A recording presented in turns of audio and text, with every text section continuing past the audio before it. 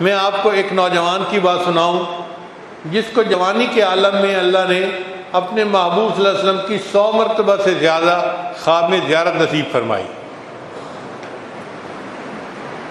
ایک مرتبہ اس نے اپنے آپ کو دیکھا کہ وہ ایک بچے کی مانند ہے، اور نبی علیہ السلام جیسے باپ ہوتے ہیں، بڑے آدمی اس طرح ہیں، اور وہ بچے کی طرح نبی علیہ السلام کی جو ہے ران مبارک سے لپٹ گیا،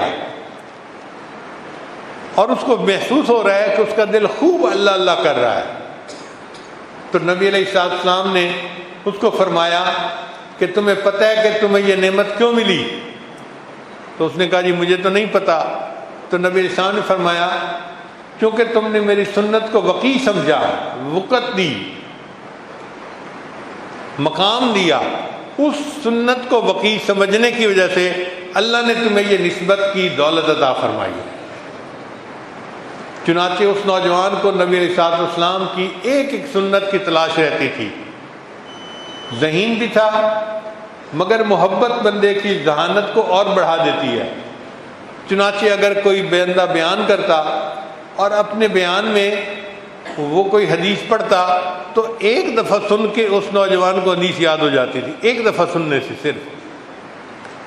اس نے سینکڑوں حدیث صرف اس طرح یاد کی کہ کسی محدث نے، کسی مقرر نے حدیث پڑھی، اس کو زبانی یاد ہو گئی۔ چنانچہ ہمارے استاد تھے شیخ ولی الدین صاحب، ان کے یہاں محفل ذکر ہوتی تھی۔ وہ نوجوان ان کی محفل ذکر میں شرکت کے لیے گیا تو شیخ صاحب ذکر سے پہلے کچھ تھوڑی دیر بیان فرماتے تھے۔ وہ جیسے ہی مجلس میں گیا تو شیخ صاحب نے فرمایا یشد بعدہ بعدا۔ اب یہ الفاظ تو کان میں پڑ گئے، اس سے پہلے کیا کہا تھا وہ سمجھ نہیں آئی، اور ادب کی وجہ سے اتنی جرأت نہیں تھی کہ ان سے دوبارہ پوچھا جاتا کہ جی آپ نے یہ بات کیسے کہی تھی۔ اب وہ نوجوان یہی سوچتا ہوا آیا کہ یہ حدیث مبارکہ ہے تو اس سے پہلے والے الفاظ کیسے ہیں۔ اسی خیال میں وہ آ کے اپنی یونیورسٹی کے کمرے میں سو گیا تو خواب میں نبی علیہ السلام کی زیارت نصیب ہوئی، اور نبی علیہ السلام نے یہ الفاظ فرمائے بیٹے میں نے یہ کہا تھا المؤمن للمؤمن کالبنیان یشد بعدہ بعدا۔ یہ 3 الفاظ اس نوجوان نے خواب میں نبی علیہ السلام کی زبان فیض ترجمان سے سن کر یاد کیے، بعد میں پھر اس کو کتاب میں پڑھا۔ صبح ہوئی تو مدرسے کے مفتی صاحب کے پاس گیا اور کہا کہ مجھے یہ خواب آیا ہے اور یہ الفاظ مجھے ایک بزرگ کی زبان سے سنے تھے اور یہ الفاظ مجھے خواب میں بتائے گئے ہیں۔ وہ کتاب نکال کر لائے اور انہوں نے حدیث پاک کہی کہ یہ حدیث پاک ایسی ہے المؤمن للمؤمن کالبنیان یشد بعدہ بعدا۔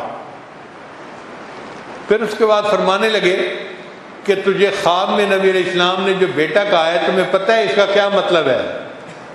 اس نے کہا جی مجھے تو پتہ نہیں۔ کہنے لگے کہ اس کا مطلب یہ کہ تمہاری زندگی میں تقویٰ موجود ہے، کیونکہ نبی علیہ السلام فرماتے ہیں کہ میں ہر متقی کا باپ ہوں۔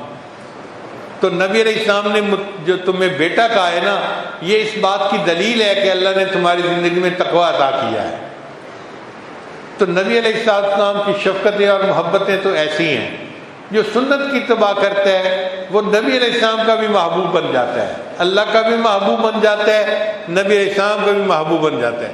چنانچہ حضرت مرشد عالم رحمۃ اللہ نے لاہور کی ایک جگہ پر لوگوں کے سامنے یہ بات کہی نام لے کر کہ فلاں بندے کو تو 100 مرتبہ سے زیادہ نبی علیہ السلام کی زیارت نصیب ہو چکی ہے۔ شیخ کی تصدیق ہو جانا زندگی میں یہ اللہ کی بہت بڑی نعمت ہوتی ہے، مگر اس کے پیچھے اصل وجہ کیا تھی کہ ہر عمل چھوٹا یا بڑا اس کو سنت کے مطابق کرنا تھا، ہر وقت سنت کی تلاش رہتی تھی۔ بالکل اسی طرح کہ جیسے اونٹنی کا بچہ گم ہو جائے تو اونٹنی اپنے بچے کو تلاش کرتی ہے، یہ نوجوان نبی علیہ السلام کی سنت کو اس طرح تلاش کرتا تھا اور اس پر عمل کر کے سکون ہو جاتا تھا۔ ہم بھی اگر چاہتے ہیں کہ اللہ کا ہمیں قرب نصیب ہو جائے اور نسبت کا نور نصیب ہو جائے تو ہم اس اصول کو اپنا لیں کہ ہم نے ہر کام کو نبی علیہ السلام کی سنت کے مطابق کرنا ہے۔